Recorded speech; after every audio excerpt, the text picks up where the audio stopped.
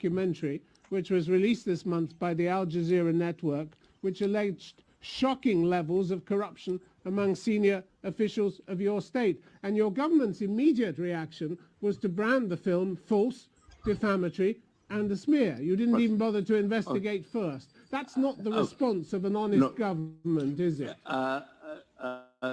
Inquiry is taking place.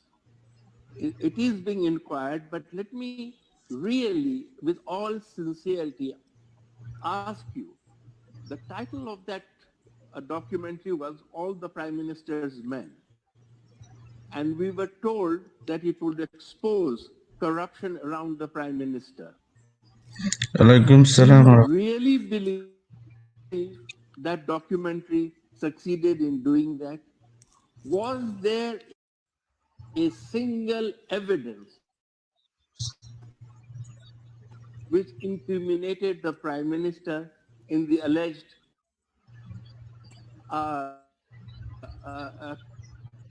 corruption?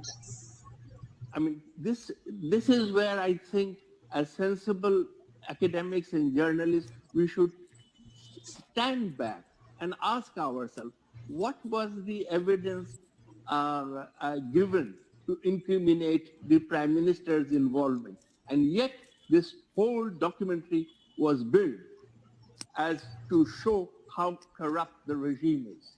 Dr. Rizvi, Yes. Dr. Rizvi, Yes. looking at the film, which was produced by Al Jazeera, here was a television team that was able to locate two high-level fugitives from justice, convicted of murder, whose elder brother just happens to be your serving chief of the army, General.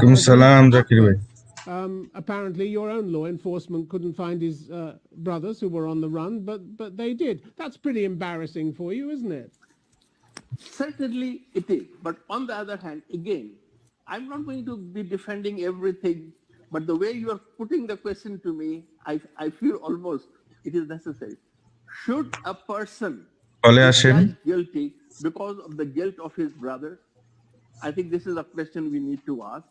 Now, if the brother has helped his, if the brother in the armed force has helped his brothers to evade justice, to avoid or further his criminal activities, this accusation would be extremely valid.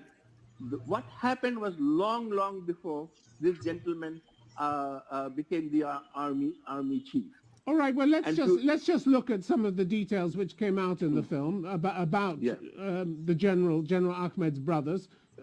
Two of them, Anis and Harris, were found guilty of involvement in the 1996 murder of a member of a rival party, and both absconded from justice and went on the run. Now, a third brother, Joseph, was also convicted and spent more than 10 years on death row. Magically, just before his brother Aziz was promoted to head of the army, Joseph gets a presidential pardon. How did that happen? Is Bangladesh in the habit of giving pardons to convicted murderers who gunned down their opponents on the street in cold blood?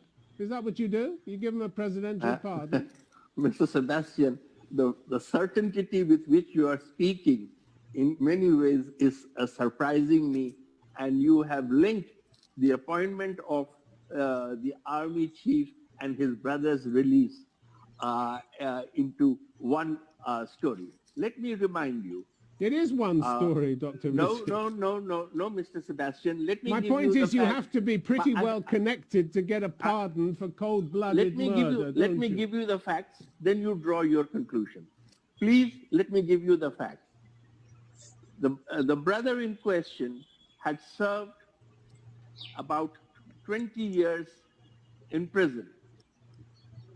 There is a law in the country that after serving a certain amount of years, you may be given parole or clemency by the president.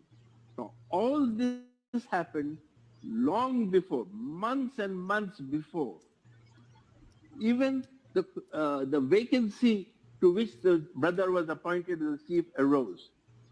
It happened completely separately. This man has served 35 years plus in the armed forces. worked his way up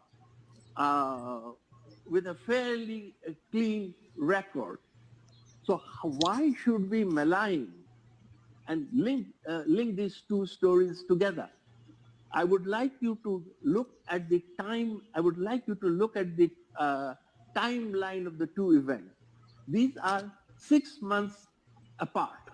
All right. Oh, ওয়ালাইকুম okay. সালাম Dr. Rizvi, রাহমাতুল্লাহ। the point is also, which the film কোথা brought থেকে out, আসছেন is আপনি? that your army chief knew perfectly well where his two other brothers were, the ones that were on the run, and apparently didn't tell the relevant authorities. Isn't that worth investigating?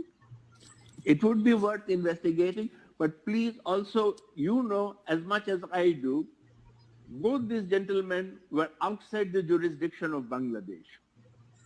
And yes, if this information had been available, we would have tried to have extradited them, and provided we had an extradition treaty with these two countries.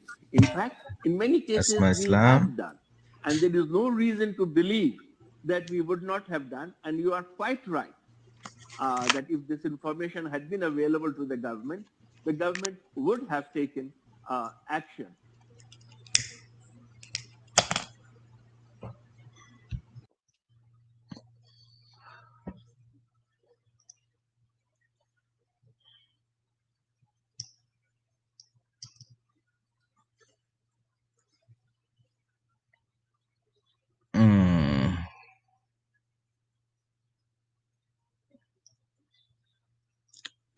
জি আলহামদুলিল্লাহ আছি।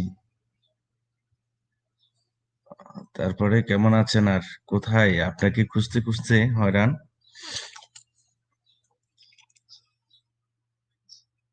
কেমন আছেন সবাই? হৃদয় Bangladesh welcome, উপরে আসেন।